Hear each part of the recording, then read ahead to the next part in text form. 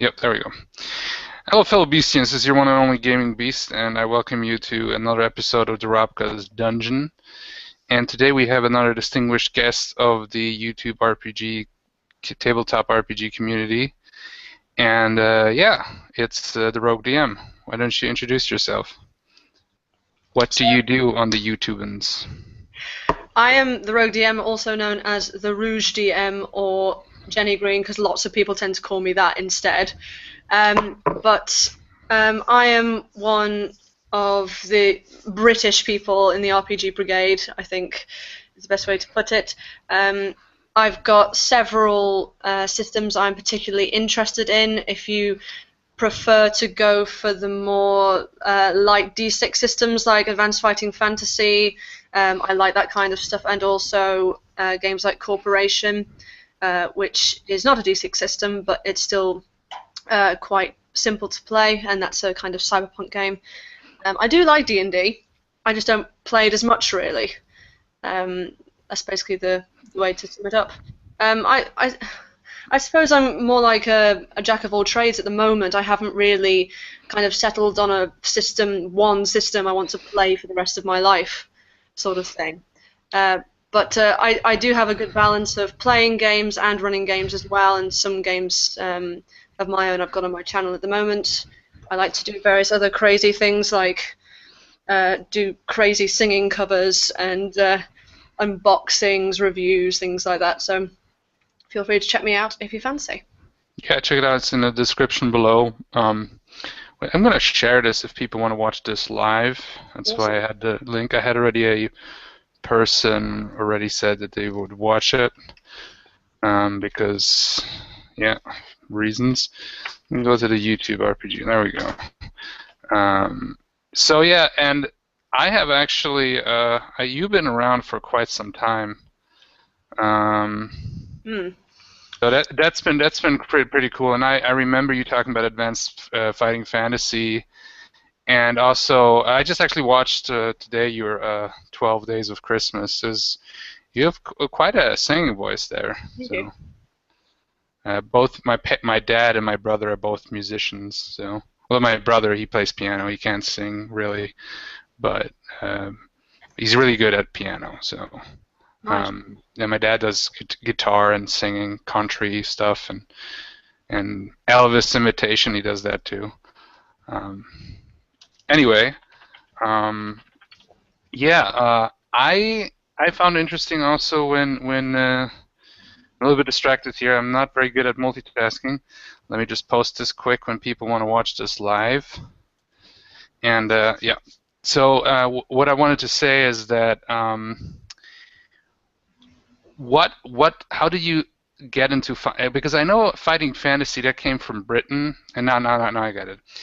And one of my first introductions to role playing was fighting fantasy when it got released in Hungary in the early '90s, because my cousin had it. It was quite popular there, and I remember the first two introductions for me to role playing, and I said this before, was fighting fantasy and Hero Quest. I don't know if you're familiar with. Hero Quest from Games Workshop. I don't have Hero Quest, but I have Destiny Quest, which is kind of in a similar vein.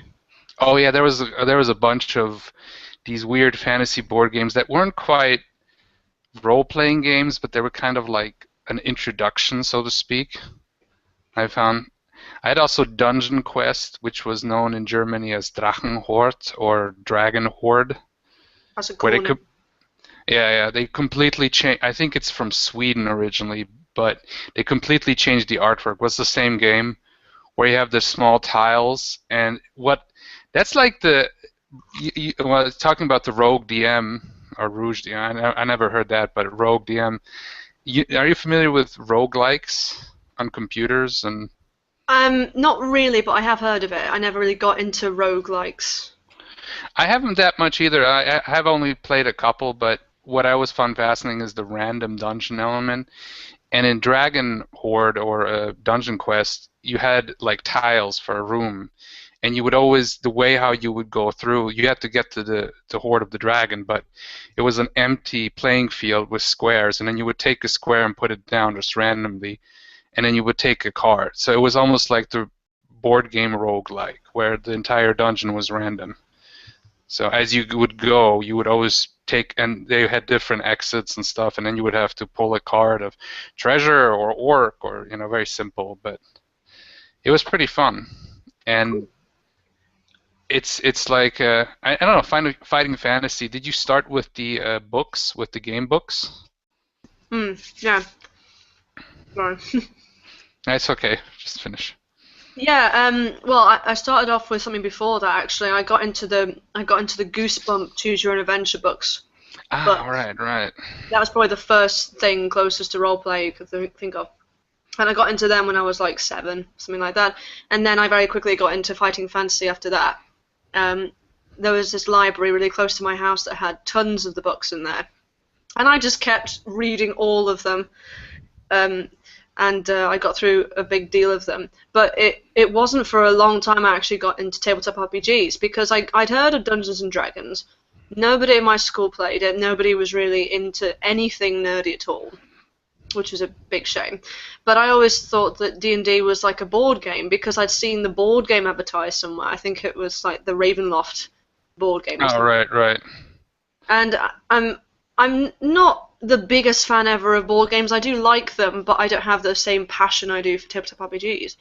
So I thought, okay, it's a board game. Well, I might get around to playing it one day, but it wasn't until my boyfriend actually introduced me to D&D 3.5 when I met him at uni, because he'd been playing the game for like years and years and years. So he got me into that. And the first thing I asked him was, okay, well, where's the board game? Where's the board? And he says, oh, there isn't a board. You just think of it in your mind, and I'm like, ooh, this is very interesting, and I just kind of lapped it up from there. And then about a year and a half ago, I started running games as well. That's awesome. Just a quick topic change, because we discussed this, and I want to actually, the reason why I want to do this quick, because that's another thing I've been watching you do, is beer reviews, which I enjoy watching from time to time. And I have one today, a very, very simple one, but I like it. It's a light beer, the Augustiner Helles lager beer. I like it. It's also very cheap, but that doesn't mean it's bad. And I always say if there's a happy monk on there, it's great. Yeah. So yeah, let's fill up the death mug quick. I have a Yorkshire beer called Black Sheep Ale. Ooh, fancy. That looks cool. I've had a bittersweet relationship with this beer, because I didn't used to drink beer out of glasses. I used to have them just in the bottle. Okay. And I tried Black Sheep several times, and people said, oh yeah, it's really nice, but I didn't really like it that much. I thought it was kind of weird. I don't know what's happened since, but now I really like it. Taste change. I used to be like I didn't like spicy stuff when I was younger. And Hungarian food can be quite spicy. I mean, it's not like Thai food, for example, or Indian food that can be, but it can get quite spicy. But anyway, cheers for a Death Mug of Doom. There we go.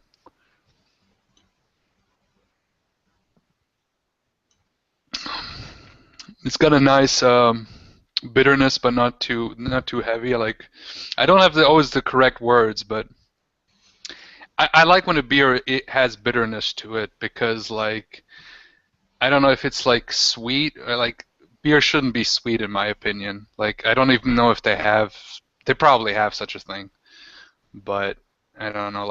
I'm not a big fan of dark beers. I don't know. Oh, what about that Black Sheep? I've got a dark one. Ooh, Cheshire Black. Yeah, this has got a massive head. When I opened it, it started coming over the top. It doesn't normally have a head as big as this. This has a pretty nice head, but I wasn't paying attention with the pouring. With this, it should be fine. But I hear that, if the beer, the more darker it is, I think it's maybe the hops that makes it more foamy. But also if a beer is stronger, then usually it'll have a lot of hop, a lot of head, and I don't know,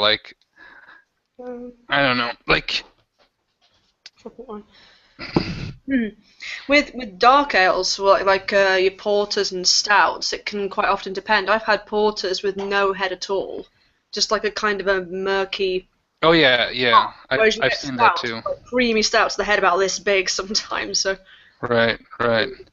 When it comes to British or like UK ale or English ale, I think I had one called Spitfire. I don't know. I might be yeah. wrong here. No, that's right, Spitfire. It's an ale. It's like Mm-hmm. or like a reddish color, and That's what, yeah. had a cool can and a really big can. There's these. I don't know how many ounce that would be, but it was about this big and this wide. And there was a time in high school when I was collecting beer bottles and cans that I liked, and I don't do that anymore. I still have it somewhere, but there was one day where my mom decided to when I went off to college in the U.S. and my mom decided to completely renovate my old house into a guest room, and all my collection I had like a little shrine, and all my collection junk was put into a bag, and that was it for that. And I was thinking, whatever, it's bottles, you know. But in Germany, there is one that I find quite interesting from the area called Franken, which is it's a smoked beer. I don't know if you're familiar with those. I like smoked beers a lot. You might like that one because it's specifically smoked where literally the aftertaste is like bacon, like smoked bacon. Mm. Not even like, it's like literally like you would be drinking beer and eating bacon Mm-hmm. afterwards. It's Sounds that good. intense. Yeah, yeah. Mm. It's called Schenkerla, Oh, okay. and it's made in this really old brewery in Bamberg, which used to have much more breweries, but that's one of the few breweries that they have since the 17th century or something. Like it's Germany. They have like old breweries. I'm sure in the UK there's old breweries too. I mean, I know Guinness is. It really doesn't matter like really how old the brewery is. It's more about what your taste is because there's so many variety. I think with Definitely. beer. I don't even know the right terms and everything. Like I just usually I just say I just some beers that I like or don't. But what I like is I like some bitterness in general, but like darker beers where they're like really dark, almost like coffee like. That's not my like I'm not sure with Kilkenny it felt darker, but it wasn't like with Guinness it tasted to me almost like coffee, where it's Yeah, just that's not the my that's thing. the general stout flavors: coffee, chocolate, caramel. Mhm. This one though, which I'm going to have later, is quite a roasted, almost dry taste to it. It's not really uber sweet or anything. It's got a bit Oh, in it, okay. but I think you'd probably like that one. I might like it. I'm a fan also of wine because that's more the drink of Hungary. I mean, Hungary has a couple of beers, but it's definitely a wine country. Um, and one of my favorite wines is like red dry wines. I had Mm. some yesterday, although that one is a little bit of a cheaper one. Uh, but for me, it's like it has to have a cork and it has to be in a glass bottle. That's the minimum. Once in college in the US, I had boxed wine, and let me tell you, I regret that for the rest of my life. Not good. Not good at all. Well, And that's now, a funny story. When I was at a metal festival, and my friends came back with a 5 liter bottle of wine for €5. oh my gosh, that's already bad. That is very bad. Yeah. Oh my gosh. I'm sure you can work out what ensued later. Oh, worst hangover probably ever. Like I didn't have such a bad hangover. The worst part with that one is that I had a continuous headache from that. Like it because I had one of the really bad hangovers also from drinking type. Like I don't drink anymore as much as I used to. Like I drink mostly for taste, you know. Yeah, same. And it's just really because, but you have this age, you know, between like I would say in your 20s or something. At least for me, it was between 16 and 25. Like basically my high school and college years. Not like that. I would be that old and stuff, but um, that area where you're just like early on you're drinking to get drunk, you know, but then eventually you're like, okay, this is not healthy. It was fun, but it's kind of the same thing. But I still enjoy a good beer or something, or maybe a little buzz. But it's like and those wines I remember in Hungary there was a place, a really horrible bar, and it still exists, and it was called Better Than at Home, you know, because Ooh. there's the saying, there's no place like home, but this is better than at home. No, it's horrible. It was a horrible place. It was the only people that went there were people that wanted to get drunk and they didn't have money, high school students and basically bums and alcoholics and stuff. Like I wouldn't go to a place anymore like that. But when you're in that age, you do Mm. that. And then they had this wine for like really cheap. You could get a little glass of wine, and it was a wine spritzer like with carbonated water, you know. Spritzers. And that wine was already really bad, and Mhm. we would always joke it would only see grapes when they would print grapes on the box of it. So it's man, it was horrible. But it was also fun. It's a learning experience. So, but um, anyway, to uh, to go back to but it's really cool that you know so much about beer. You probably know more about beer than I do, even though I haven't enjoyed quite a lot. But America wasn't the greatest. Like mainstream beers aren't that great for me, No. but like the microbreweries are great. Like there's some really good ones, even in Utah, which you wouldn't think. That's interesting you say that because I'm sure I saw something come up just on my newsfeed or something about a brewery in Utah that's got like really nice beers only like a couple of days ago. I think it might have been actually. There's this one beer called that they have it's actually a Bock. Um, what Uh-huh. was it called? It had actually a ram on it because Bock is a ram in German. That rings a bell. And it was some kind of hilarious because they would always kind of troll the Mormons with. Hmm. No. There was one called Polygamy Porter. Why only have one? And the joke was, because Yeah. polygamy, although that hasn't been a part of the mainstream Mormon religion for like 100 years now or so. But still, it's a joke, and it was definitely trolling kind of the Mormon in a kind of a fun way, And they said, "Why only have one? You should have multiple." And I don't even know the Devastator. That's what it was called, the Devastator, and it had actually a ram on it and something, and it was quite a strong beer. Like I you could especially for Utah, it was quite a strong beer and quite good. What's the strongest beer you've ever had? Like, what was the ABV percentage? The strongest beer I ever had, I would say between 8%, 8 per. Nice. Yeah, so, but I do know I've seen there is a specialty shop, like a gourmet shop, where they sell all kinds of spices and all kinds of specialty drinks and stuff, wines and whatever. And they had some beers, and they had a beer that was like something ridiculous, like 45% or something, and it's really expensive. It's like one of the strongest, if not the strongest beer. And one bottle cost like 50 euros or something Mhm. because it's so hard to produce, Yeah. Mm. But it's like, wow, that's Yeah. There's crazy. there's one named after a U-boat, or it might just be called U-boat, which is ridiculously strong. I think it's made in Russia somewhere. But yeah, the strongest beer I've had so far was about 8%. 8%, yeah, that's. There is one. There's a couple of Bock beers that they have here in Germany because beers here vary greatly. You have even in Bavaria alone, and then in northern Germany they even drink from different glasses. Most Bavarians would drink out of a mug, maybe Mm. not a skull mug, or this is like considered a small mug. And then they have the Oktoberfest one, which is a Mass, which is about a Yep. liter, which is this big, Mhm. monstrosity. And then in Northern Europe, like in Cologne, they have their Kölsch, which is the small glasses. Mhm.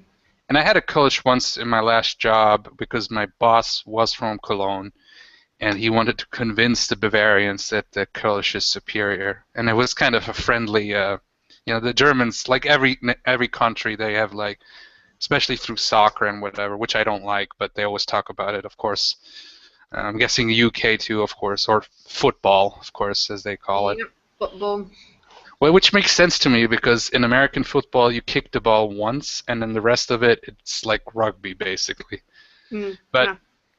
what do I know? I'm a nerd, so I play games, imaginary games. Although I used to like basketball at one point, Yeah. but The stereotype over here is that we say, oh yeah, rugby players are like really hard, whereas American footballers have all the padding and the helmets and stuff. yeah, that's the other thing. Hmm. I played one. We played once rugby in sports class, and they didn't even have a rugby ball because it's Germany. And we played with a medicine ball, and afterwards everything hurt. Basically, it was ridiculous. So, and rugby players, all they have is a hat, right? Like a little thin leather hat. Yeah. That's it. Sometimes they don't even have that. Yeah, and I'm like, and they still The gum go at shield. each other like 100%. Well, Oh, yeah. Americans have like almost a suit of armor, Mm. almost like. I think in American football as well, there's this thing of like because of the lines and all that across the pitch. If they go so far, they have to stop and they have to analyze something, and then they keep going. Yeah. I watched in college football once when I was there in college, but it was like I didn't interest me because what I didn't like is they had to set up the entire thing. It would take forever. Then the game would go and they would just smash at each other, or like the ball would go and then it would stop, and then everything had to be set up again. Mm. Baseball is just boring to watch, and even people who like baseball admit to that. Um, Basketball, I like basketball. I don't watch it anymore, but I used to play it as a teenager more. I wouldn't mind playing that again, but mostly my sports was martial arts because I was a big Bruce Lee fan, you know. Okay, I did And that I for a thought, bit. yeah, Just a bit. yeah. But anyway, let's get the conversation back to role playing. Um, so advanced fighting fantasy, I remember you doing a video about the second edition, and that's one of the games I mostly associate with your channel, but I haven't seen your conspiracy game, and what kind of if you would want to explain conspiracy to a person that really hasn't played conspiracy, You mean how corporation? would you do it? Or corporation, so sorry, mixing things up here.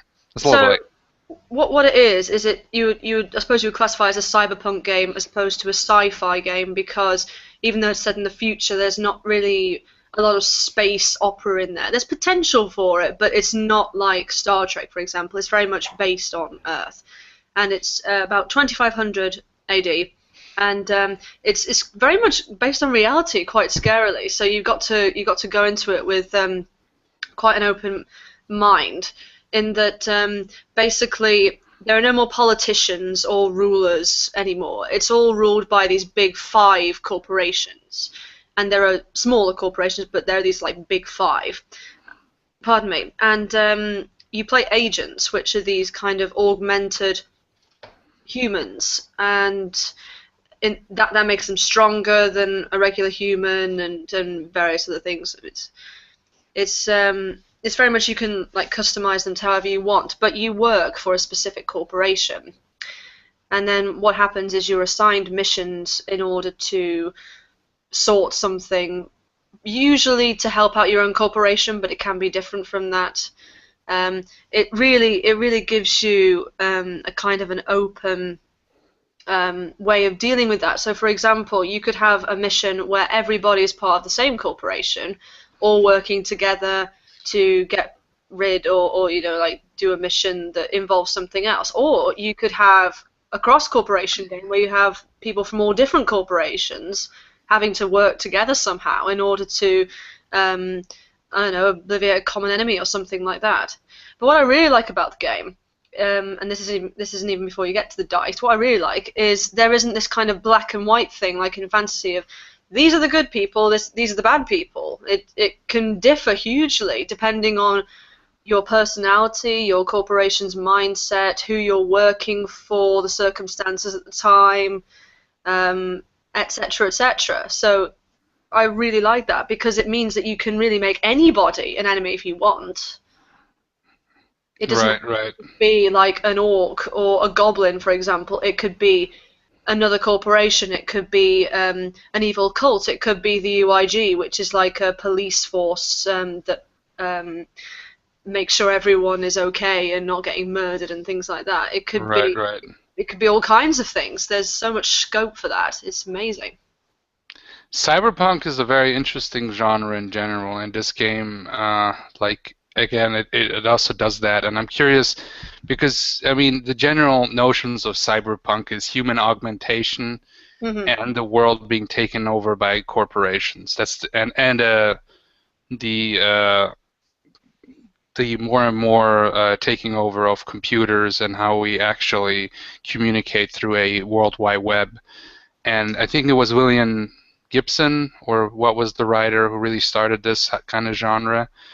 I might be wrong here. I might be saying words out of my, but anyway, it was something in the 80s, and it was interesting how they imagined the world in the future, and we're more getting to that world. It's a more realistic view of the future because Mm. we have we're starting to have cybernetics, maybe not exactly like in the book, and we do have the internet. Again, it's not like the cyberspace as they imagined exactly, but I always remember in what was it in Sequest DSV when the computer whiz kid, he goes on not on the internet but on the internex, and Hmm. then he like goes into kind of a virtual world that we have today, like an MMO, and he talks to his friends, and it was this really dated CGI where he's like Frankenstein and something. Okay, and it was like I just found that cool as a kid, and now we kind of have that, even Mm. more advanced. But like mostly I mean, we don't log into a game necessarily, but you have such things there. So, and we have corporations and having a more and more influence on the world. So it's quite interesting, and I wanted to play more Cyberpunk. I mean, the only game I ever played probably Cyberpunk was Shadowrun, and it was only one session, sadly, even though I have the book. Um, but I wouldn't mind playing a pure Cyberpunk game because I've been also a fan because RoboCop, they always bring up RoboCop as a of course Blade Runner and a couple of other examples, but those are the two movies that always jump to mind is RoboCop and Blade Runner. Maybe kind of The Matrix, but The Matrix, it's again doing a little bit different things, and it's more post-apocalyptic in part, and it kind of takes itself way too seriously. By the time it becomes like where they're fighting like Dragon Ball Z, and I'm like, so they're basically playing an advanced video game, Mm. you know. Mm. Even though it did look cool, but overall I didn't have any connection anymore. But that's another thing. I Yeah. always thought RoboCop is one of the best examples because, especially the first one, even though I do like the second one, but that one was more of a straight-up action movie, where RoboCop had more of these the corporate backstabbing and everything that goes on in a court. Like, okay, it was a parody of the American society as that Paul Verhoeven seen it. That's the funny thing. Uh, his movies often felt very America, fuck yeah, but it was also a parody of that. Like Starship Troopers, he made into a parody. Well, it was actually a novel, but he changed it so much that it became its own thing. So I don't know. Like I would definitely play like a cyberpunk game in general. I think the thing about Shadowrun is you have the cyberpunk stuff, but you also have elves and orcs running around. And magic and dragons, Yeah, so which it's a I mix never more. really, I never really got. But for some reason, games like Corporation, I can just get into them so much more easily because it's that kind of transitional stage between now. So you have all the familiarity of now before it gets to the post-apocalyptic stage. So the world has not messed up yet. There's potential for it to mess up. But one way of doing that is working out, if you're going to do a campaign, for example, work out how the world's actually going to mess up. Right, right. That is interesting. What I find interesting, and I mean, one of the earlier games that was pure cyberpunk is always there's always the main example, Cyberpunk 2020. Mm. And I think Shadowrun was simply some guys complaining to the DM, I want to play my orc wizard or something like that. Okay, fine. We'll just combine it. Suddenly, all the shit comes back. But I think it was also where they wanted to. I mean, it's set in the same universe as Earth Dawn, and the idea is Earth Dawn is where the magic was the strongest. That magic disappeared from the world, and now it reappears. Actually, 2010. That's when in the Shadowrun lore, magic returns.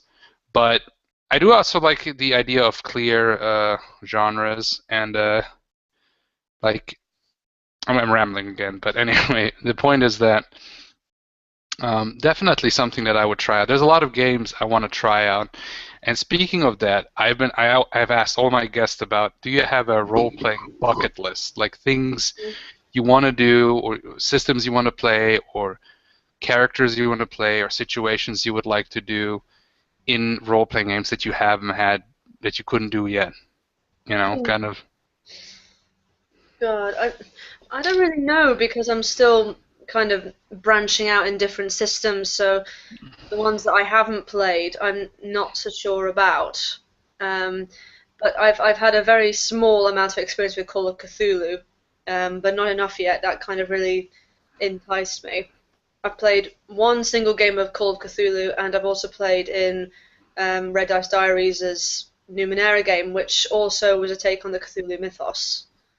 But apart from that, I have not played any more Call of Cthulhu. Mm-hmm. I think, certainly. Um, I suppose another one would be Vampire the Masquerade because I never got into that. That was really a game that I kind of wasn't that excited by, but lots of people rave about it, and it is apparently a very good role-playing system. I've only ever played the video game of uh, Bloodlines, which is like super Right, great. right. That's all I've played, so I think that'd be pretty cool.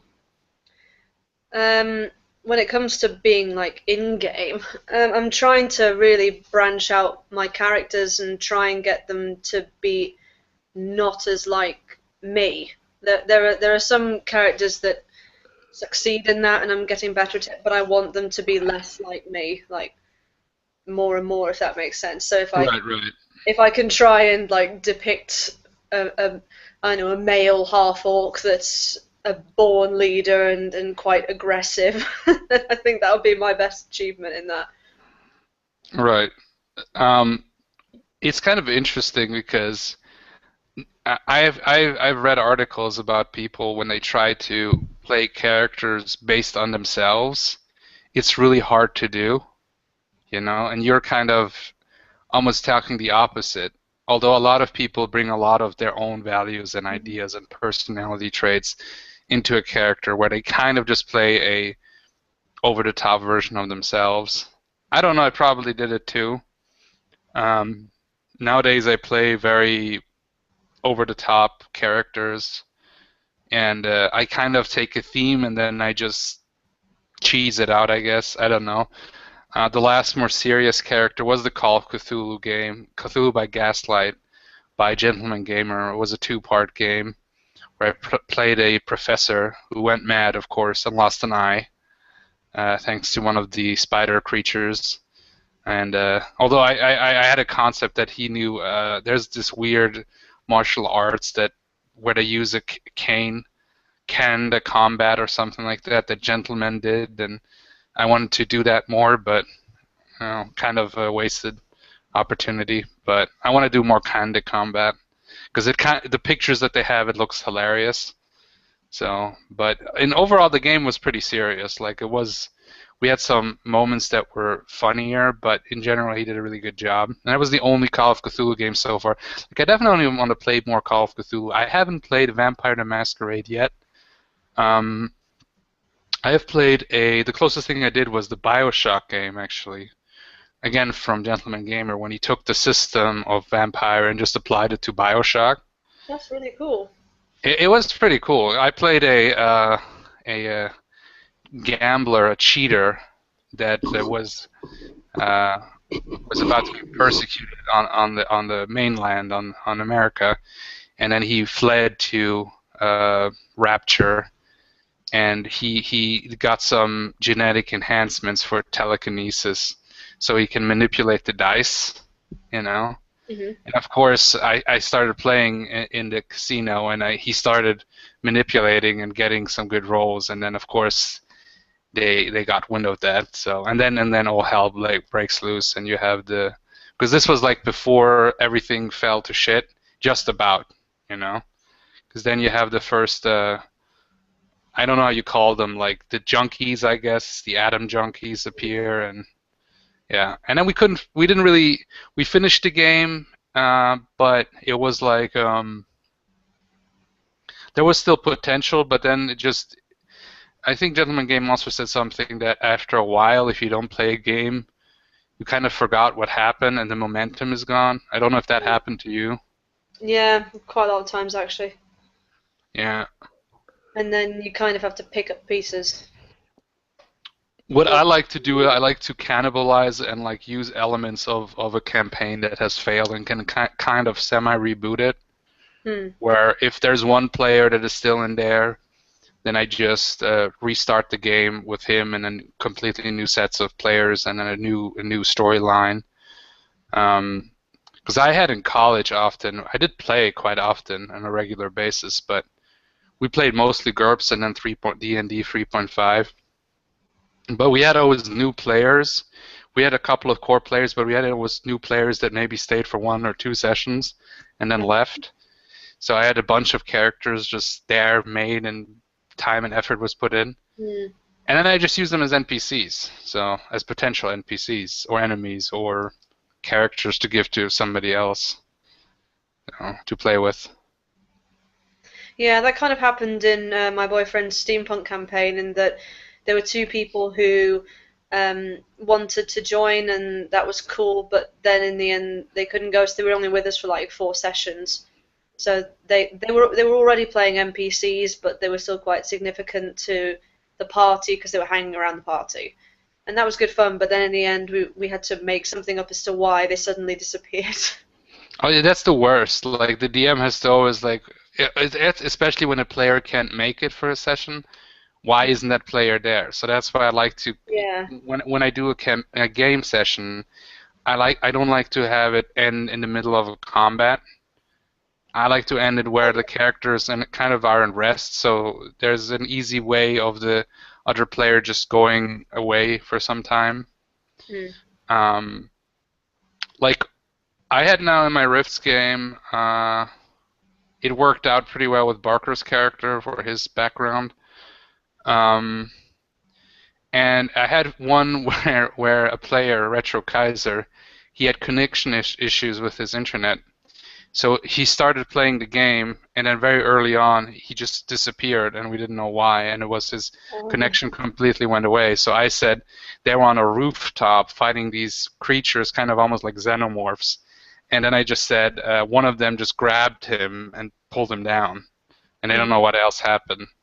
So of course he was fine, but it was just sometimes if you can use it's hard though sometimes where especially when they're in a dungeon, Yeah. Somewhere enclosed. enclosed. If they're outside, it's much easier. But if they're Yeah. enclosed, They're enclosed with like several rooms, and suddenly somebody disappears. Yeah. that was a problem in the Swords and Wizardry game that Andre ran. We had people just come and go, Oh, and it was kind of weird. But then it became kind of a joke because that game was not very serious, really. all right. Right, right. Um, so what game are you still running the advanced what is it, fighting fantasy game? Yeah, technically, I've had to put it on a bit of a hiatus because of me doing overtime and stuff before Christmas. But I wanna get it back on track if I can. But I've said to the players I need to kind of streamline everything. It was my first proper campaign, so I've had to learn some stuff, and things like, as you said, players coming out, like Sean Connors did a cameo of this really awesome antagonist, and that was before I knew he was going to go off around the world doing things for D&D 5th edition and all that. So I'm never sure now if he can do any more. So I have to think about that, and also like I know where the players are going to go, and I know what's going to happen at the end, but it's good. I think I've bitten a bit more that I could chew, in that I thought, oh, wouldn't it be a good idea if they went from like level one to epic level? Oh yeah. That's basically what I want to happen. That's a bucket list thing I have too. That's something where I want to have a traditional D&D campaign where we start at level 1 and we go to epic level, to level 30 or 20 or whatever it is now, and have like a big fight or a big final adventure and then finish the game. And I kind of did that with the Microlight 20. I had a game called that we named the Tarl Agat campaign, Hmm. and we used Microlight 20, which was a super simplified version of D&D. This was way before 5th edition.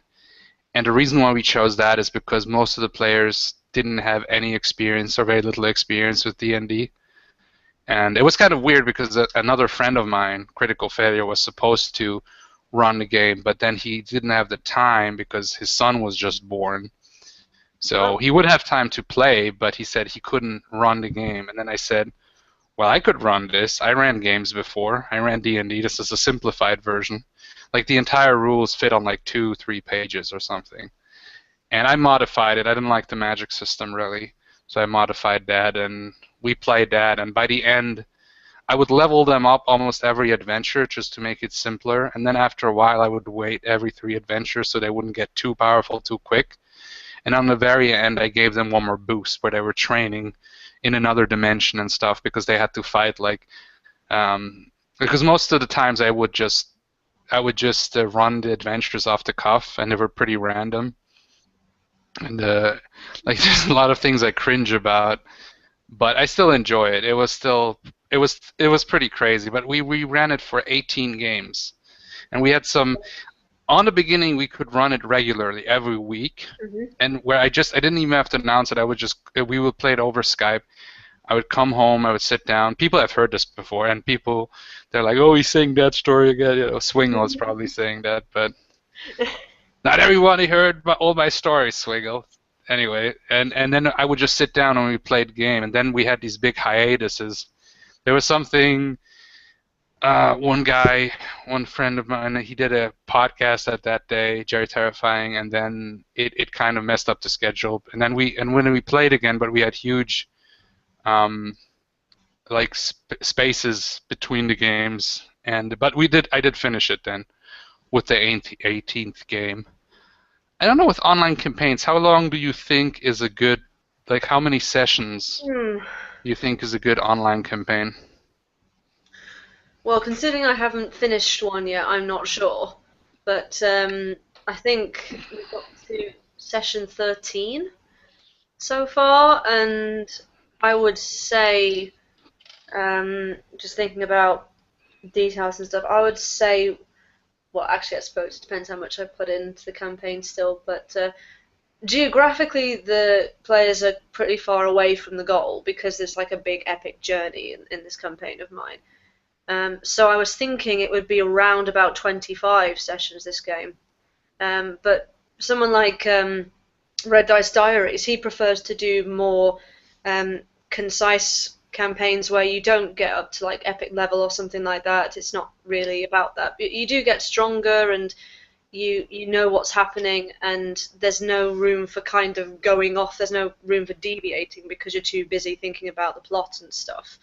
And then the plot escalates, and then oh my god, it's like I've finished the campaign. We've actually saved the world, or whatever it is you've done. Or So destroyed it if you're playing yeah, evil yeah. So characters? for this corporation campaign, that my players in BrigadeCon requested that we play some more. So I'm going to do a more kind of maybe 9-10 session campaign for them instead of like a massive one. Right, right. I had games end after like a couple of sessions, like 4 sessions or so. Hmm. Now my Rifts game is we just recorded the 7th session yesterday, and people enjoy it. And I have now core players that always come back, Hmm. and it's kind of what I feel. There's kind of almost like a casting like you have to almost do it, and it sounds kind of mean, but like a casting situation where nowadays I'm trying to only play with players where, and I'm always willing to put in new players, but you don't know if your styles and tastes will mix, you know? Hmm. It's kind of like a mixed bag where you're not sure. Yeah. And I had positive experiences with, and I had very negative ones too. I don't know. Which coming to that, I have another question I always ask is, what would be your worst and best role-playing experiences as a player or DM? That's Uh, always like, okay, yeah. okay, okay. Right, best one. I have a couple. One was when I was running my corporation game for Brigade Con. That's probably the best game I've ever run. I was really happy with that, and just so many things about it. I was meant to do a recap of that actually. I haven't got around to doing it, but I will do once work is less mad. But that was fantastic, really fantastic. My worst experience was also when I was running a game and I ran from a module, and it was a D&D game, and that was all fine and dandy and all that. But what was supposed to happen, if I remember rightly, is the players were. I think they were looking for a jewel or something, and they bump into this halfling who has stolen it. And there are these three NPCs who are also looking for it. And it actually said in the module, because these NPCs are supposed to confront the players about it. If the players choose to fight these NPCs, there is a very slim chance of them winning. And I looked at their stats and I thought, okay, because they were all like, I don't know, level 7 or 8 when the players are about level 2. And the main person, who's this female paladin's got this like spiky whip and she can do all these cool moves and stuff. But what happened was the players decided to fight them, and they killed them all. Player wipe. And these NPCs were supposed to be like a recurring thing going on, so they were supposed to do other things as well. And in the end, I got really distraught. I had to stop the game, and the players were like really sympathetic, and they said, well, it just seemed to be like an encounter. And looking back at it, yeah, it did feel like it was an encounter, and it made sense. But because I was running from a module instead of making up my own game where I could like change it in my own accordance, I had to like go with what was written from somebody else's mind. So it was much harder for me to think, okay, what can I do to change it and everything. Right, right. Mm. Well, it's I have run modules, good and bad, and I do know when I run a module, it's also where I feel like, well, I want to run the module without changing it, you know? But Mm. it's like often where you think, yeah. Mm. And I have games that I made that where we had players die, and I felt like maybe this was somewhat imbalanced. In the Dungeon of the Mad Dwarf, we had the Mega Raptor encounter, which Mega Raptors are freaking Yes. beasts. And I Yeah. had three of them, of course. So I did make the fight a little bit easier when I had infighting with two of the Raptors, because one of the players died straight up, and that was Swingle's character.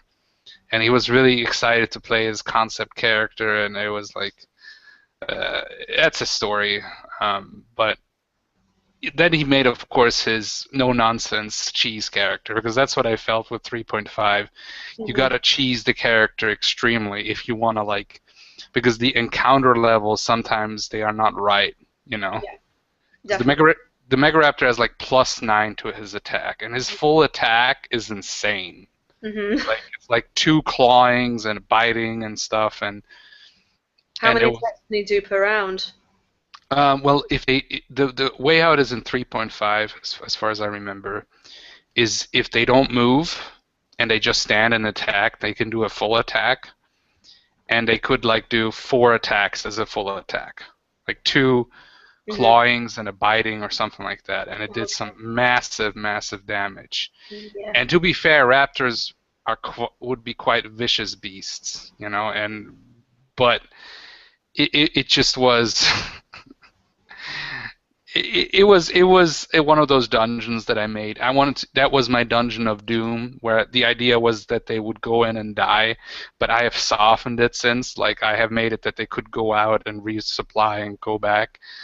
But it's it's a fun thing. It's a different type of game. With a module, what I find is that it's often the problem for me when you do the module. They have the module and they expect the players to think in a certain way, and then Yeah. the players don't do that. Like I had the players almost reach the end of the dungeon. It was a silver mine, and on the very bottom there's something else which I won't say because I want to reuse that part. But what happened is they had to fight a zombie ogre, and one of the other players died again. And then I made a little situation where they could flee, like it was collapsing in, so the rest of the zombie ogres couldn't come, and that was me fudging the rules so they could get away, you know, because I felt okay, the fight. The problem was again where I felt like some players when they were newer players, so where it was like, what was it that Jerry said? We have to go out and grind more. We have to kill some goblins and stuff. So I made them fight orcs. I'm like, what are these orcs made out of? Would always be injured, but so I made them fight kobolds, you know, the lowest of the low, so Yeah. they could. And it was where I felt like, but then after a while they were getting it. I made a magic shop. I know a lot of people scoff at a magic shop, but for me, a magic shop is mostly just potions and scrolls and maybe one item, which is really expensive. But I think potions and scrolls are okay for a basic fantasy setting. Yeah. Unless you want to go more low fantasy, then I wouldn't do it. Like, for example, if I would run Conan, the magic Yeah. items would be very rare. They would be like god things. Yeah. So, Mm. but yeah. Yeah, in my games, if I do fantasy, I do have apothecaries, but I keep them quite sparse. So if you're in like a pretty remote village somewhere, it's very unlikely that someone is going to be there with a full apothecary. Right, right. Like, why would they be up there? They would be in a city, and they would be in a thriving city. They wouldn't be in some place ridden with the plague or something like that. There would be at most what I would say maybe like one, like a person who has some, maybe like herbs or something, but it's like, Oh yeah. it really depends on your flavor. And I do it mostly for convenience, so the players also have something where they can spend their money. And I know the healing potion is scoffed at, but I think it is functional. What I didn't like with 4th edition, when suddenly everybody has a second wind and a healing spell, basically, where I felt like, well, the cleric becomes kind of not special anymore because Yeah. everybody can heal themselves, and where Mm. death, like you could always say drinking a potion takes much longer and stuff, and I made some mistakes with Tarl Igit where I gave them potions where they would instantly heal, and I would rely on that. I made a lot of mistakes there, but I learned from that, where I like to keep it balanced. I like the high magic, I like the high fantasy, but I don't like to give them too much power. And what I realized in D&D when I was looking at the older bestiaries, there's a lot of monsters that are literally made to make characters weaker again. You have monsters that eat magical items. You have monsters that eat treasure. I'm not making this up. You have the rust monster that makes Yeah. that makes metal rust, and most weapons are made out of metal. You have the vampire rules. I found it. They have changed that in 5th edition. I heard that vampires worked where they would absorb the experience points and the levels. So it would be a lot of bookkeeping to basically de-level the characters. Mm. Yeah, like Yeah.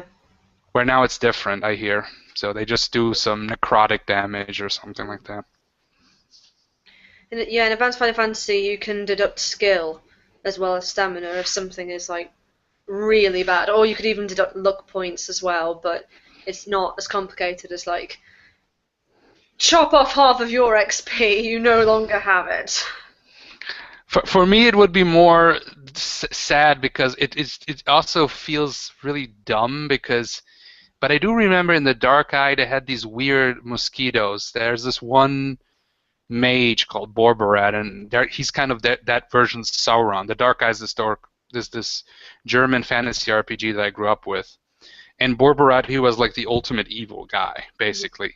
Like always, he was scheming, and every time he got killed, he wasn't really dead, and he had made entire class of magic that is like forbidden curses and like torture spells, and he made this type of mosquitoes that would absorb when they would, take your blood, they would take your experience, And I haven't used them, but the idea just sounded kind of weird to me, where you could fly into this mosquito, where this mosquito swarm would come at you, and then you would forget things. And that could be interesting, but it would be again a lot of bookkeeping, where like, oh, now I'm a level lower or something like that. Now I gotta take all the skills and stuff, and Yeah, exactly. I could not be arsed with that. there's already enough bookkeeping, especially when you're the DM.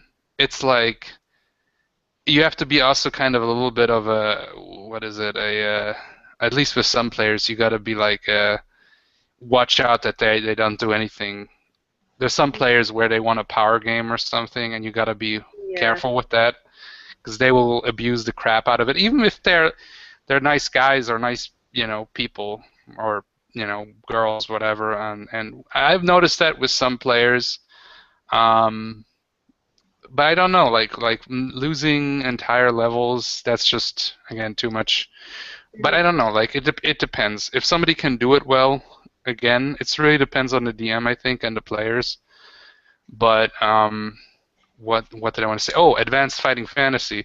There is something that I want to run a module. There's actually, they released 2 adaptations of Advanced Fighting Fantasy books, and one of them was Deathtrap Dungeon for D20. Oh, yeah, D&D 3.5. Yeah, I've had a quick look at those. If I'm really honest with you, they haven't got the best reviews. Oh, really?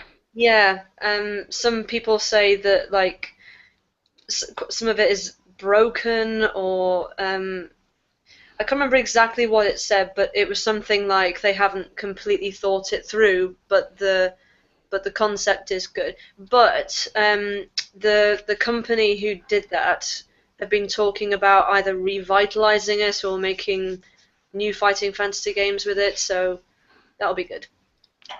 I like the idea because I do remember the Deathtrap Dungeon. I never made it through as a kid, but I was a kid. And of course, that one is famous because they also made a video game out of it and stuff. But that one would be interesting because I liked the setup, that it was a dungeon, but it was a competition. Yeah. And it was cool. But the thing is that, like, for instance, Gloy did with his House of Hell, where he like went through it by reading the book and then gave Bash some opportunities to roleplay. Advanced Fighting Fantasy is a really easy system to get into, so as long as you knew what was happening in Deathtrap Dungeon, like the story and all that, for example, you could very easily run it. As long as you knew it well enough, you wouldn't need a module to tell you what to do. Right, right. It is a very simple system. I remember still, because I remember my cousin, he had a bunch of the books and I played them. And they were mostly in the Titan setting, but some of them they played around with the sci-fi, and I remember one with ninjas, and one like post-apocalyptic, which I always liked. And I love the cover art. It's like 80s movie cover art. Those are great. They re-released the books, actually. I'm thinking of buying them, but I don't like the new cover art. I mean, it's okay, but there are technically 3 covers. Okay. There's the old cover, there's the new cover, which has all the kind of CGI stuff all over it. Right, right. Some of them are okay, some of them are not so okay. But you can say that with the old ones as well. But the new ones I don't like, because what they've done is they've taken the newer covers and they've kind of crushed them down a bit and put this massive border around it. And I don't like that at all. I've got a few of the newer books with like the kind of more up-to-date art, if you will, on them, which are okay. Right. Advanced Fighting Fantasy, what I liked about it, because I remember my cousin, he had the books, and then he had one Advanced Fighting Fantasy book that was the Titan setting book. Yep, I've got that, yeah. And I loved that was Chris Achielos, who did a lot of gaming covers and stuff, Yep. and it was this massive dragon just in Mm. front of this, just crushing all Yeah, these that's so soldiers. cool. And And then you yeah, have this wizard, like this yeah, wizard this stand wizard's there with like, the oh, staff. and he's like, what you gonna do? Yeah, it's like basically, you shall not pass, and the dragon is like, whatever, Yeah, what? come at me, bro. The queue off the drawbridge. Yeah, that's an awesome cover. I love it. And it's like, yes, this is like, I don't know, like a lot of covers. I do enjoy. I got the player's manual for D&D 5th edition, and I do enjoy it. It's a nice cover, but I don't know, like from older role-playing stuff, they had such a also the Dark Eye and what I've been seeing old second edition books for D&D. They had such awesome old school like paintings, of these epic adventures and everything. And I don't know, now it's like one thing that really bugs me to this day, every time I open a book and I see any of the halflings, they creep me the hell out, those freaking halflings, because they want to make them different looking from the Tolkien ones so they don't get sued, but they never can get it right. Like in 3.5, I liked the way how the halflings looked. Hmm. They Yeah, didn't look like hobbits anymore. They were their own thing. They weren't dwarves. They weren't gnomes. They were their own thing. It was good. But now they're like these freaks from hell. They should be monsters. well, Advanced Final Fantasy have just released a new monster manual called Beyond the Pit, so it's like the second monster manual, and there's quite a nice picture of a halfling in there. But I know it's a new drawing or painting or whatever because I haven't seen it anywhere. And they don't really give a shit about the whole Tolkien thing. It looks exactly like the Tolkien type things with the curly hair and the Yeah, yeah. breeches. And And the hair on the feet. he happens to be in a spider web, and a spider is coming towards him. It's like, Oh man, that's like oh, literally from The Hobbit, like literally. it is the Hobbit. It literally is the Well, Hobbit. well, I remember because apparently in the first edition of D&D, the halflings were called hobbits, and that's when they got sued. And then they used it Ah, yeah. somehow. Halfling is more okay. That's more generic, Hmm. apparently. But I think it depends on how famous the book is, and you can get away with a lot of that. So I'm like, I don't care. Like for me, a halfling is pretty much a hobbit. I think the difference for me between a halfling and a hobbit is a hobbit would be the more lazier, more Yeah. tribe of hobbits. Hmm. Like, but even in Tolkien, there was different types of hobbits. Oh yeah, Like, definitely, and different types of halflings as well. yeah, yeah, there were actually halfling in the book. I remember because in the beginning he does again with everything. He explains everything very detailed. I would say if Tolkien would be a DM, he would describe the area for like an hour, literally, where you would fall asleep, but you would know exactly how this looks like. Like Mhm. nobody would question that. And then he would explain this stone was used to be once a part of a great castle of the Second Age, but it's gone now because everything that is cool is in the past. And the elves are going away because it's like this kind of end time feel with the Lord of the Rings. And I don't know, like I think again, like I'm happy for the Hobbit films, but I find the fact that there's 3 films that are 3 hours that are made on a 300-page book, Yep. it's so okay. 2 films maybe, but 3, come on, you're just milking it to death. Yeah. And let's put in Legolas, even though he was nowhere near in the book. Oh God, that's so annoying. To be fair, he was alive because he's like the Tolkien elves are like 10,000 years old and they never age and they're better at everything. But it's like But even so, so it's he like, looks older in this one than he in the Lord of the Rings. So he's yeah, like yeah, I know, which already doesn't work. But also because Legolas was in the Battle of Mount Doom as well. It's like he's in all the important battles. How does that work? It's like he's cursed. it's just he's there for plot convenience and let's have the cool elf. Because to have just the female elf that they already also added in that there's the elf dwarf Oh, romance. oh, That's like where okay, I was already saying okay, the dwarf shooting a bow and arrow, and a lot of people is like, well, I don't want there's no such thing as tradition and blah blah blah, and I'm saying It's not about tradition. It's about the dwarf doesn't have long enough arms to do the bow and arrow, really. That's yeah. Hence why they're called longbows. Yes, And nobody and else uses them because they're tall and slender. you need an arm. That's why they do with crossbows. Like, I don't mind the dwarves using swords. I'm not that much of a stickler, and even in the book he does say that they Or use even spears. swords, and that makes sense. They can use swords. Why not? Mm. But bows is a different thing. I mean, like for Yeah. example, in Willow they had actual their version of hobbits basically did an elven. Those were actual dwarves, real life dwarves that were small, and if they would have given them a bow, it would be like a toy bow. It wouldn't have worked. Mm.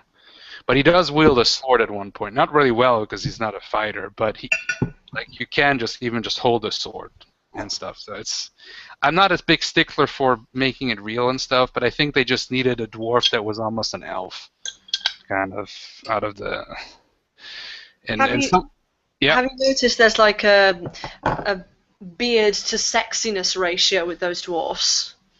Oh yeah. Like Or like the ones with the more pristinely cut, closer shaved beards are the cute ones, and they get all the romances, whereas the ones with the giant beards, they're single for life. everybody who looks like a dwarf to me is like exactly they're like they have these dwarves that are just idiots. They have the one with the axe to the head, and then you have Oh one god, that is yeah, they just always like have the they're all idiot like dwarf. they're like the dwarfs in Snow White. Like one is just this. He always eats. He's big and fat, and he's and that's his entire thing. And Yeah. you have the one that I like that is more like a dwarf. He had the axe in the head. I'm like, why does he have the axe in the head? He could have a scar. I'm fine with a scar, but Hmm. like and I liked him, and I liked some of the other, and I liked also Torben Oakenshield. Mhm. Even the fact that he's wielding an elven sword, I'm like, okay, fine, but at least he has a beard. It's not exactly how I imagine him because I grew up with the books, and there was a great graphic novel comic adaptation where Thorwin Oakenshield was much older depicted, where here he is younger because everybody's got Yeah. to be younger. It's oh well, what you gonna do, Hollywood? He's still pretty good, but some of the dwarves are annoying for sure. They're like, and the entire scene where they were fighting when they were supposed to just be in the barrels and just flow down. Oh god, that was Now so. suddenly they're fighting and jumping around on the And thing, and I'm Legolas is surfing on a shield or whatever it is while she's. you know what? I liked actually the scene in Lord of the Rings when he surfed down on the shield and shoot people, but this was like, okay, come on. I know it's supposed to be somewhat lighter in tone, Mm. but it's like my favorite scene was when they were talking about the dwarves and the orcs fighting, and you had the big battle with the dwarves and the orcs fighting because the dwarves didn't get almost any attention in the Lord of the Rings because even the books they don't get that much attention, other than Gimli, of course. Yeah, And, but and again, Gimli is the stupid one who like always does stupid things or says stupid things. he's became a joke, and I really liked him because it's John Rhys Davies, which is funny because he's one of the tallest actors out of all of them. Yeah, that's what's hilarious about it. Yeah. It's like almost then I think Christopher Lee, who is Oh, somewhat taller than him because he's huge. He's like 2 meters at yes. least over that. He's just this tall figure. That's why Yeah. he was great as Saruman. Hmm. But speaking of Lord of the Rings, I don't know if I asked anyone, but that's a setting where I actually wouldn't like to play, especially because Yeah, I've heard that before when we talk about the One Ring. People are like, oh, I don't fancy playing that because I don't fancy being in the setting of Lord of the Rings. either you play the Fellowship where everybody has to kind of do their role or do their own thing, and then the game has to kind of change, so to speak. Yeah, Like you've got to play it very carefully. The One yeah, Ring, the One Ring stresses that the default setting is between The Hobbit and Lord of the Rings, so it gives you some leeway. But right. like things that will lead to another thing and whatever. And I find it's better if you do it a more storytelling type way and very much like Gloy did with our like it was called the Mini Winter campaign where we played some hobbits on Okay. a quest to Bree. That was really good. I Um, like that idea because that's the other thing where with Lord of the Rings, and there, especially if there would be canon Nazis in the group, they would complain if anybody would be if there would be a group of different races, you know.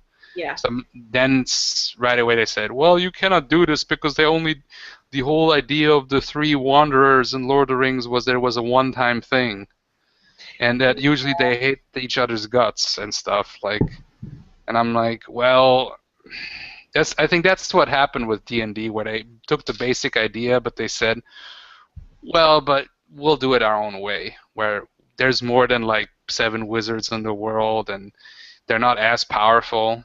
Where the wizards in Lord of the Rings, they're more like archangels. And but the world is also much bigger than Middle Earth. Middle Earth is actually just a small part. Yeah. Because this is supposed to be ancient Earth. And but yeah, whatever. That's something. That's another topic. What I wanted to ask you is that you talked about games that you ran, good and bad experiences. Do you have any good stories as a player? Oh yeah. Beg your pardon. Sorry, I was going to say, and I forgot. Yes. Probably the best was during the Steambook campaign my boyfriend ran. My character was like he made up a specific race, and it was a mannequin race, which was like kind of like think Android, but like steampunk. Nice. And like I looked like a person, and I acted kind of like a person, but it was all programmed and all that, and I'm supposed to like escape from this guy who owned me as a servant and stuff, and I became a rogue. And there was this brilliant bit because like I got on with the party, but what was nice was because of our clashing personalities, we would kind of have these little bickering arguments, which would actually give a lot of flavour. And one time, this character who was a mage, and mages are banned in this world, so you're not allowed to be a mage. If you are a mage, you get caught, and you're made to like fuel the world, like with the state kind of controlling you and stuff like that. But anyway, this mage said to us, "Oh, I don't want to go up and explore this volcano because we were on an island." And I was like, well, we kind of should because it's important and there are leads to it. And the other character said, yeah, we probably should. And she said, nope, not going. So I said to her, why don't we go for a drink and have a talk about it? And the thing about my character was she could drink until the cows came home, and actually it did her good because she's made of metal. She's not human. She doesn't really get drunk. I suppose she could if she drank a lot. But anyway, the point was I drank her under the table. And the next day, she had a hangover. And when she was drunk, she said that she would go up. So I said to her, "Oh, so you ready to go then?" And she said, "No." And the GM, who was my boyfriend, he said, you hear a seagull outside on the windowsill." And the player's like, "Oh, make it stop." So I said, "Okay." I get out my pistol and shoot it. And she was like, no, that's even worse. I love that. It's I haven't played a robot character yet, but I would love to play like a character like Data or something. Well, yeah, that was another thing, because she would always call my character a robot, and I get really annoyed at that because I was technically more advanced than a robot. She'd be like, "Oh, you're such a robot." You would be a android or something like that, or actually, if a robot that looks like a female is actually called a gynoid. Because an android is male-like. Yeah, a gynoid who is like aware of their own existence and all that. Right. And not just simply a robot. So she'd be like, "Oh yeah, typical of you to say that, you robot." It's almost like a slur, you know? It is. Yeah. It's like a slur, exactly. That was great. I like that. Also, steampunk. Steampunk is interesting. There's a lot of people. I've heard a lot of people always complain that steampunk is not a genre. It's a Art Deco style, and I'm like, no, steampunk it's actually very simply it's a type of science fiction. It's the science fiction of the 19th century, early 20th century. Like that's how people imagine the future. And of course, it didn't happen that way, but it's cool because it's like just a different version of sci-fi where that's how they imagine it. Like Jules Verne and H.G. Wells are the two big names. And as a kid, I always enjoyed what is it? The Time Machine, of course, the '60s Yeah. movie. The new one was okay, but But the it whole was concept okay. of Time Machine as well was pretty old. Yeah, yeah. It's from the '60s at least, or even earlier, like even from the '50s. But it still looks great, I think. I mean, it's old, but I don't mind older stuff. And what was the other one? There was 20,000 Leagues Under the Sea, or Uh-huh. it was an adaptation of it, also from the '60s, called Mhm. Captain Nemo, Mhm. which Yep. I enjoyed, where he fought like a big manta ray, like with his Yeah, I remember U-boat, that. and the city was like the perfect steampunk underwater city. Mhm. It was great.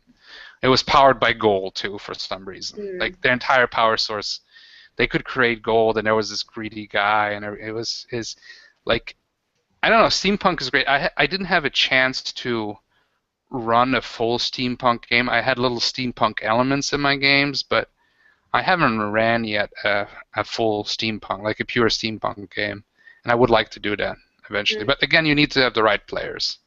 Yeah, and also the right system as well, because sometimes people are like, oh well, the steampunk systems aren't that great or things like that. We use 3.5, but we use like the Sorcery and Steam I know extension. that one. Yeah, it's a good Yeah. book. Yeah. And then it was a homebrew world anyway, so things like the mannequin race were made up. Right, right. It wasn't just like, oh, I got that out of a book or anything like that. When I think mannequin race, and of course the first two things that I think is the Kim Cattrall movie where there's the mannequin that becomes a human, and it's Kim Cattrall or something, and the Twilight Zone episode. I don't know if you've seen that one with the mannequins. No, no. No, okay, okay. It's good. I don't know.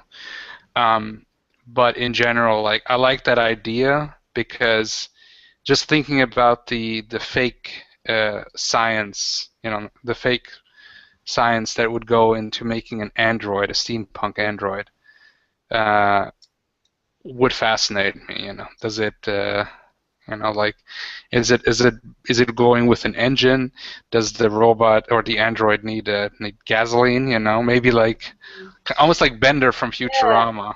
we So actually we actually did work that out a bit. Like there was one time I got an upgrade, in that it was kind of like that this kind of chemical was being circulated around my body. It wasn't like oil or anything like that. It was this kind of blue, this weird blue liquid. We never named it in the end, but basically I got an upgrade to it. So, but in order for me to have the upgrade, then one of the characters in the party would have to shut me down, take me apart, or take part of me apart, install it, then put me back together, and that was actually another funny moment because he did some bad rolls. So sometimes I would not be able to talk properly, or I would start running around everywhere, or go nice. haywire. I like that. Mm. There's a was it if I would run steampunk, I would probably run using GURPS. They have a really good steampunk book, and but or maybe some like 3.5 has multiple books on steampunk. They have one on which is called Clockwork Yeah, yeah. something, where it's more like even a more specific type of because even in steampunk you have subgenres like diesel punk, and that Yeah. one was more like magical clockwork. I don't know. I don't know if he used any of that. He might have done. Um, Maybe. but yeah, yeah. There was definitely this sense of not like I wasn't magical at all. And one of the things he said to me was, "Oh yeah, you can never ever learn magic." But there was definitely magic in this homebrew world of his. It's Well, just it was illegal. That's all. So right, right. It's kind of it funny because it's illegal. Yeah, that reminds me a little bit of Arcanum. I don't know if you know that one. That's a really good. no, but again, he might have used that.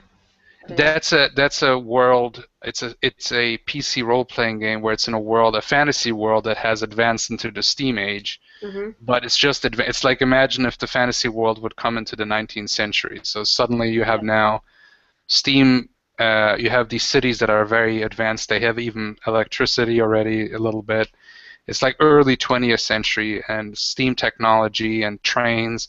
Mhm. But what it turns out that magic and technology don't work really well together. Like Mm. they can cancel each other out. So, and the funny part, my favorite part is every time you go onto the train, and I made an elf warrior with a lot of magic, so they would ask you always these questions. Do you have any magical scrolls on you, or do you know any of these spells? And they would ask these questions because the more magical you were, or the more items you had, or something, the more you had to sit on the back. And if you were really powerful, then you couldn't even sit on the train at all because the closer you were to the train, the more likely the train might mess up because that's how. All But right. even there, they had one mad scientist that tried to combine magic and science to make a magical plasma gun, which you can build, but it's really hard. Mhm. But it's a really weird setting because you can actually develop a. I made a dwarf that was allergic to magic, and I focused everything in science that he could build guns and stuff and robots and you can even build a car apparently and like a steampunk robot. But if you go into the magical shop, the magic shop owner goes, "You reek of technology. Get out of here." It's pretty hilarious. But with magical allergy, you cannot use any magic or potion or anything.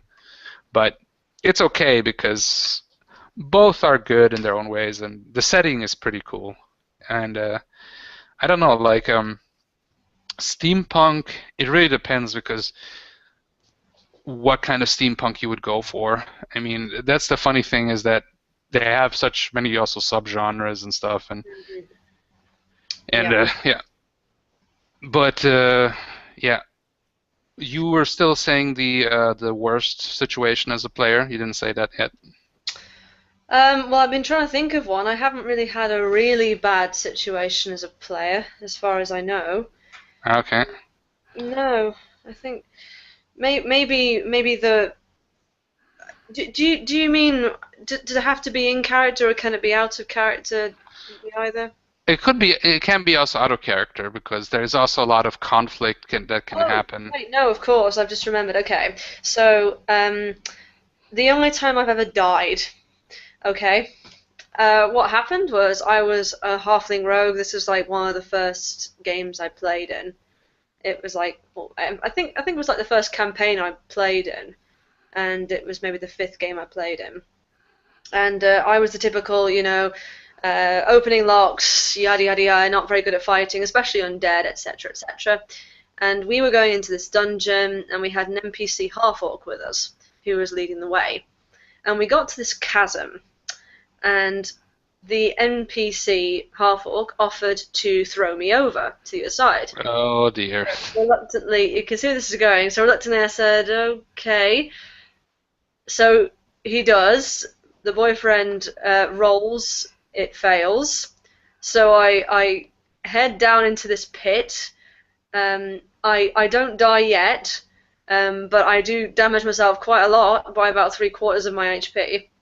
And then suddenly he says, "Oh, 5 skeletons appear down inside this pit." And I'm just like, "Are you serious?" And what happens is I think one person tried to climb down but then didn't or something, and a couple of others tried to shoot the skeletons from far up, but in the end they just like beat me to death with their clubs or whatever they were carrying, and it was like, oh, I'm dead. It's a weird feeling the first time, Hmm. definitely. So, um, you were mad then, or just because of the situation? Yeah, it wasn't well, to put it plainly, it wasn't fair because he could have easily just waited for the skeletons to appear. He didn't have to say Yeah, it right then and there. yeah, And yeah. he didn't have to go straight on one roll for me being thrown over or anything like that. He could have done something else as well. Right, right. Um, and also with a death, you want it to be dramatic. You don't want it to be just oh. Oh, it's never dramatic. It's probably the stupidest shit ever that happens. Like I literally had. Well, anyway, finish. Yeah, so you don't want a death to be, oh, you've been dealt 20 damage. What's your HP? Oh, -12. Oh, you're dead then. or whatever number it was. But yeah, the point Yeah. was that like a death is quite big in tabletop RPGs. It's not like a video game where you just die and then go back to the nearest checkpoint. Yep. Well, with D&D you have resurrection, but even there, if you're like under minus 10 hit points, at least in 3.5, you're like your body is so destroyed or like already Then disintegrated that possible, much, there yeah. is no like resurrection possible. But I don't know. I had moments. It's never very dramatic, but it's also I had players die in my games, and it was funny because then I would make a game out of that because they wanted to resurrect him, but I wouldn't make it as easy. And when they resurrected him, he was kind of more like a semi-zombie or something, and that was pretty hilarious. But yeah, that sounds like a very typical death. Like I had many characters die in such unglorious fashion, and it's never like as glorious often as you imagine it, but it can be. But it's often that's how it happens, and it kind of sucks. But I'm now where I'm like, let's find the fun in it because we had in my Rifts game one guy. He's like a cyborg, right? And in Rifts you have a lot of high-powered weapons. They're fighting these monsters, these demonic monsters, and he wanted to finish him off. And he shot a bunch of his mini missiles at once, right? All of them, actually. And the motorcycle, the vehicle of them was close, and I just deducted that, well, the explosion would hit them. And then I asked, does the motorcycle have any weapons? And they said, yes, we have these and these and these missiles and grenades and everything. Okay, then those explode too.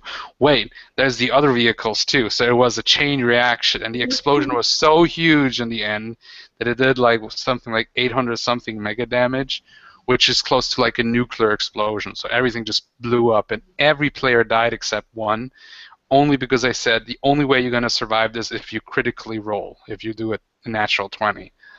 And he did, so he survived. But it was almost that was the only time where we had a complete party wipe, and it was because of the players. And it was, but we weren't mad. We were just laughing. And we give Gervais still crap for that. But anyway, I think we're getting here. Like we've been talking for over an hour. I think this is a good place to wrap it up. Do you have any final thoughts you want to say? Any things you want to plug? Well, I'm still definitely going with the channel. I'm not thinking at all of stopping. Unlike my other channel, which I kind of burnt out with video games, I'm not really into those at the moment. But Right. I've got a corporation game which I'm running next Friday actually, and that'll be really awesome. That's going to be quite light-hearted compared to the last one. This one is actually a module, but it's actually written well, unlike the last module I ran. So it was very easy to lap up and like get to grips with. So that one's going to be really cool. In fact, one of the things it says, it actually recommends that you do it as close to Christmas as possible, and Okay. it's basic enough that you can do it while still drinking whiskey or whatever it is you like, and things like that. So that's really cool. Nice. I'm also running an Advanced Fighting Fantasy one-shot for some people. I mentioned that I'd made my own module, like Singular Adventure, and people like Barco were like, oh, that sounds super awesome, I want to be in on that. So I was like, okay, well then we'll do that. And I think I've got a couple more games I'm playing in at least over Christmas. So You got any free spots in the Advanced Fighting Fantasy game?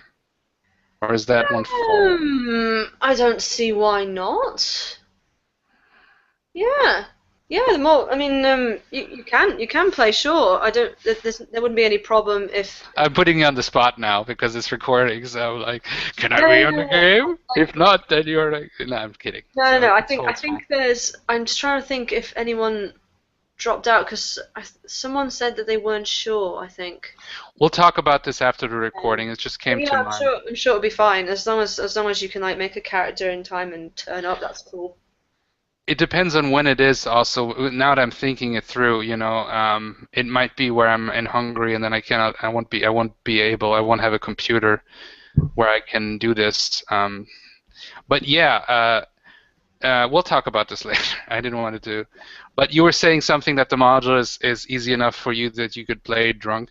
My Yeah, entire the situation. your my entire system, Action Hero Fighter, that you almost came to play with in the Death Maze, that was one of the design Uh-huh. things that I have written down. So Cool. that you can DM it and play it while That's being inebriated. And I wasn't inebriated at Death Maze, but Oh, really? Oh, okay, you didn't no, realize. no, I was sober. It was just I just didn't feel like drinking, but it was still I think it was a fun game. People liked it a lot. And you were Yeah. talking one more thing I will say, that you were talking about the tips for the convention games Yeah. and how you should do them in a timely manner, and I think I did that well with Death Maze because I had Alex Swingle. He had only an hour to play before he had to go to Francois' game, and that was I think I hope next year that we'll do it in 2 days, so we'll have a little bit of wiggle room. Yeah, But sure. I think I did well because it was only an hour, and it was just basically one big brawl. But he died in a quite hilarious fashion, biting the axe and then getting it chopped into his head. Yeah, I think I remember that. By then I was so tired, I thought I can't play this, or else I'll be a No, zombie. no, no, yeah, yeah, I can understand that. I You need def to be somewhat there, that's yeah, for sure. I definitely watched until his death, and then I think by that point I'm like, I'm so tired. It's like 2:30 in the morning. I need some sleep, Oh please. yeah, you didn't miss too much. I mean, I could spoil it for you, but No, no, no. I want to watch it. okay, okay, then I won't. Um, it's and I winged most of it. I had some notes written down, but the system is so rules light, Mm. and I'm making it always more and more rules light. But anyway, this is neither here nor there. I really enjoyed this conversation, Yeah, and same. I hope we can repeat this again. Mm. And any last words still? Final Um, words? I hope that everyone has a nice Christmas and that they get to play lots of games like I'm going to be doing, because that's awesome. And eating too much or spending time with family shouldn't stop you in the same way the Definitely, game can't definitely. stop you. I might play with my cousin because I'm definitely going to visit him. I might try to get him into. We used to play role-playing games back in the day. But yeah, anyway, yeah, I agree. Merry Christmas, Happy Holidays, whatever you're celebrating. And yeah, thanks for being on the show. And Cheers. yeah, for Death Mark of Doom.